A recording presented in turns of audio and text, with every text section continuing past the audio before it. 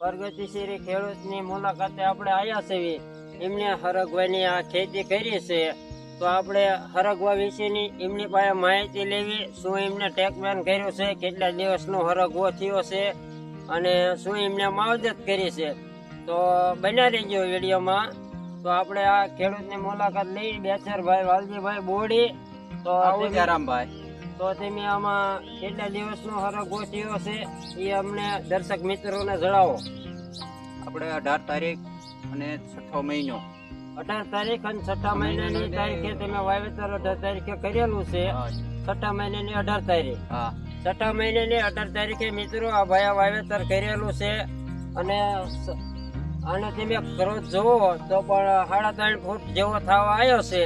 તો શું શું અમને ટેકમેન કરી છે તો આપણે પહેલાથી આ વિડીયોમાં બતાવશું કઈ રીતનું અમને આમાં ટેકમેન કરેલી છે.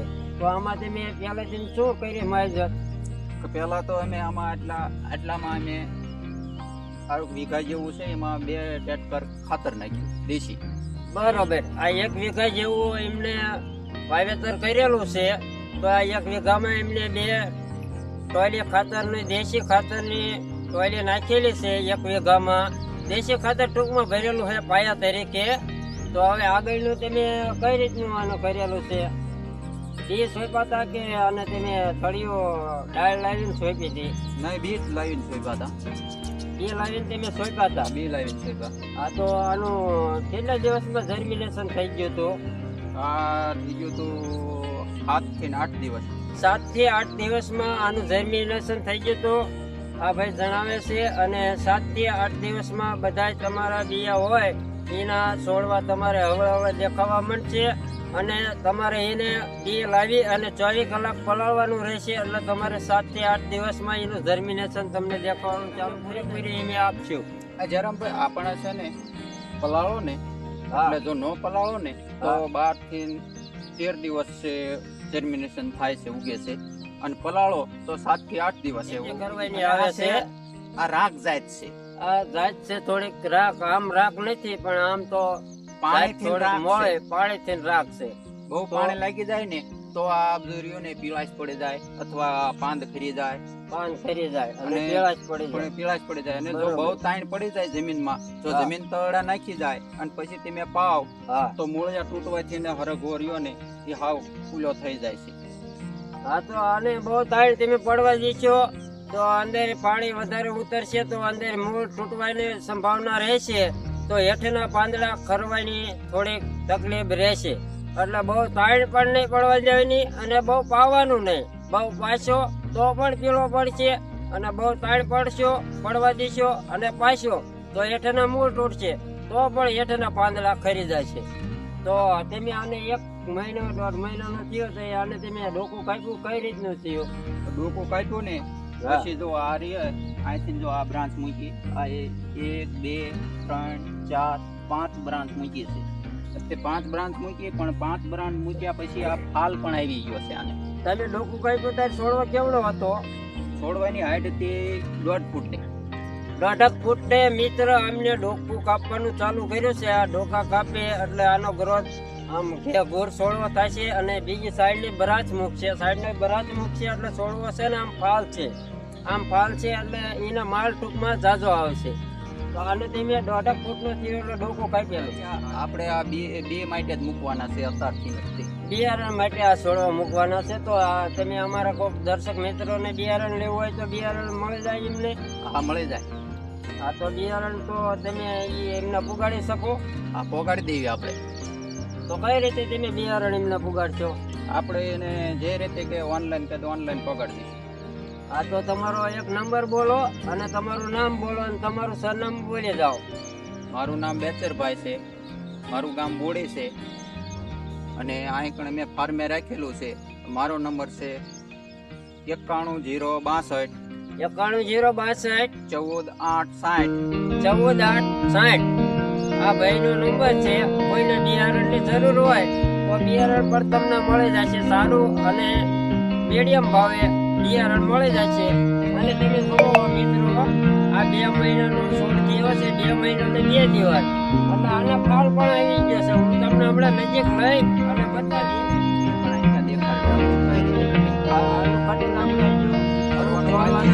કરવાનું છે. અને આને તમે દવા છાંટેલી, દવા છાંટેલી, કઈ દવા છાંટેલી છે? એવોલ્ડની છાંટેલી અને એક પુણે એક એવોલ્ડની અને એક કઈ દવા છાંટેલી છે? B1 નો ખાલી છંટકાવ કર્યો છે અને એવોલ્ડની ભેગી નાખેલી. એવોલ્ડની કઈ ભેગી નાખેલી છે? એક સપ્પન એવોલ્ડની નાખેલી છે અને એક B1 ને એવોલ્ડની બીજો કઈ હારે નાખેલું છે? પાવડર નાખેલો. એક ચાપ પાવડર નાખેલો છે ભંગીનો પીળો ન પડે એના હિસાબે આ ત્રણનો છંટકાવ કરેલો છે. તો કેટલા દિવસે આનો તમે છંટકાવ કરેલો? કેટલા છંટકાવ થયા? આનો 3 ફૂલ છંટકાવ થયા છે 2 મહિનાની અંદર. તો પેલો છંટકાવ તમે ક્યારે કર્યો છે? આપણે ત્યારે પેલો છંટકાવ એક આપ્યો. તો 25 થી 30 દિવસમાં જે અંદર આ ભાઈ પેલો છંટકાવ કરેલો છે આ ખેડૂત મિત્રોએ. અને આ બીજો છંટકાવ બીજો આપણે 10 થી 15 દિવસમાં છંટકાવ કરવાનો. 15 દિવસના કાળે આ ભાઈએ છંટકાવ કરેલા છે. B1 ચાપ પાવડર અને એક સપ્પન એવોલ્ડની. તો આમાં અત્યારે તમે બધા જોઈ શકો છો છોડનો તો આ 4 ફૂટની હાઈટ પર થઈ જાય છે. તો અને બીજો છંટકાવ ક્યારે કરેલો છે? તો આ સાથે પાંચમ સાઈડનો આ ભાઈએ સેવો છંટકાવ કરેલો છે ત્રીજો. તો આનો છોડનો કરવો છે અને છોડનો હાઈટ છે, હાઈટ પર હાઈટ છે અને ભાગ પણ આવી ગયેલો છે. તો આમ તો રેડી છે આ તમારો ગ્રોથ બહુ સારો છે. અને ચાલો આ તમને હવે કટિંગ કરવાનું છે. કઈ રીતનું કટિંગ કરવાનું અમારા મિત્રોને તમે બતાવો. ચાલો હવે તમને બતાવું. હાલો કઈ રીતનું કટિંગ કરવાનું છે અમારા દર્શક મિત્રોને બતાવો આ વિડીયોમાં, એટલે એ પણ કટિંગ કરી શકે. કારણ કે એમને ખબર ન હોય કે આપણે આ પહેલું કટિંગ દોઢ ફૂટનું છોડથી એટલે કરેલું છે. તો હવે બીજું કટિંગ આપણે આને ક્યારે લેવાનું આવશે? અત્યારે લેવું હોય તો અત્યારે લઈ શકીએ આપણે. બરોબર. આ 3.5 ફૂટનો હાઈટ થઈ છે તો આપણે અત્યારે આનું કટિંગ કરવું હોય તો કરી શકીએ. આપણા દર્શક મિત્રોને તમે બતાવો કઈ રીતનું આનું કટિંગ લેવાનું આવે છે. 4G કટિંગ 3G કટિંગ બધા કહે છે પણ એવું કાંઈ હોતું નથી. અને 2 કટિંગ કે 3 કટિંગ કઈ રીતનું આનું ડોકું કાપવાનું આવે છે એ આપણે દર્શક મિત્રોને આમાં તમે બતાવો. જો આ રીતનું હોય તો આ રીતનું અહીંથી કટિંગ કરવાનું. બરોબર. નીચેથી અહીંથી નીચેથી કરવાનું. હાવ જો આ હાવ અડધીથી નહીં કરવાનું, હા. આ ઉપરથી ના કરવાનું. બરોબર. એટલે તમે આ રીતની બ્રાન્ચ નીકળશે. આ જોઈ શકો. જો આ એટલું ઉપરથી કટિંગ કરેલું છે. હા. એટલે આ જો બ્રાન્ચ 1 2 3 4 5 6 7 ડાળીઓ નીકળે. 1.5 ફૂટનો છોડ થયો છે. પહેલું કટિંગ એ 7 બ્રાસ મૂકેલી છે. અને આ તમે જોઈ શકો છો આ રીતની અહીંથી કટિંગ કરેલું છે. અને આ રીતની આ ડાળીઓ ફૂટેલી છે સાઈડમાં.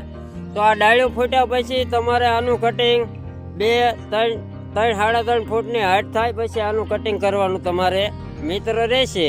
કટિંગ કરશો એટલે છોડ ઘેઘૂર થશે અને માલ પણ તમારે છોડવાને જાજો લાવવો હશે તો પણ આવશે.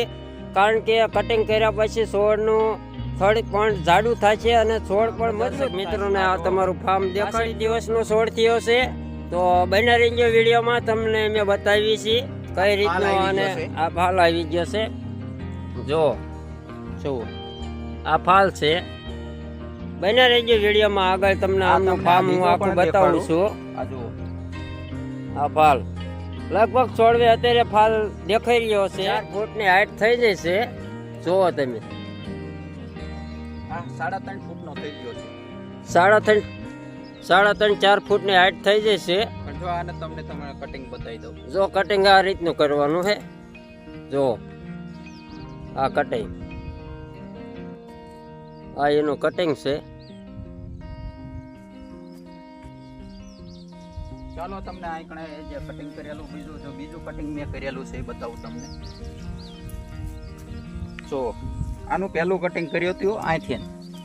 આ મહિનાનો થયો તો છોડ ત્યારે મેં કટિંગ કરેલું છે. બરોબર. આ મહિનાનો થયો ત્યારે તમે આનું કટિંગ કરેલું છે.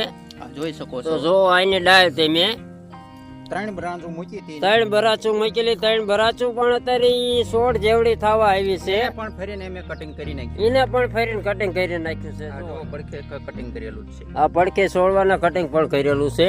આ બીજું કટિંગ કરી નાખ્યું છે એને. આ બીજું કટિંગ આને કરી નાખેલું છે. તો બન્યા રહેજો વિડીયોમાં. તો આગળના વિડીયોમાં શું તમે અમારા ખેડૂત મિત્રોને જણાવશો? કે આ તો સારામાં સારી છે ખેતી, ખર્ચા વગરની છે ખેતી અને આ કરવા લાયક છે ખેતી. આને તમે 2 પ્રકારની ખેતી કરી શકો. કેમ 2 પ્રકારની કઈ રીતની? તમને એમ થાય કે મારે સિંગુનું કરવું છે તો સિંગુનું કરી શકો, બરોબર અને પત્તીનું કરવું હોય તો પત્તીનું કરી શકો. બરોબર. આનું પાંદડા પણ વેચાય છે? પાંદડા પણ વેચાય છે. બરોબર, પાંદડા પણ વેચાય છે. તો તમારે કઈ રીતની ખેતી છે આ? અમારે તો 2 પ્રકારની છે ખેતી. હા હા અને પાંદડાની છે હા, અને તો સિંગુની છે. બરોબર. તો તમારે પાંદડા પણ વેચવાના છે એમ ને? પાંદડા પણ વેચવાના છે. બરોબર.